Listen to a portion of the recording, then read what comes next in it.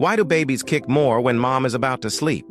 Have you ever noticed the moment you lie down to sleep, your baby suddenly starts moving a lot? It's not random at all. During the day, when you're walking, working, or just moving around, those gentle motions actually rock your baby to sleep. That's why babies tend to sleep more during the day. But at night, when you finally lie still, your baby wakes up and becomes more active. Another reason is that in the evening, moms are usually more relaxed and aware, so it's easier to feel every little kick. At this time, your baby also responds to sounds, light, and even your emotions. Plus, after dinner, your blood sugar may rise slightly, giving your baby a little extra energy, making them more playful and active. So those nighttime kicks aren't something to worry about.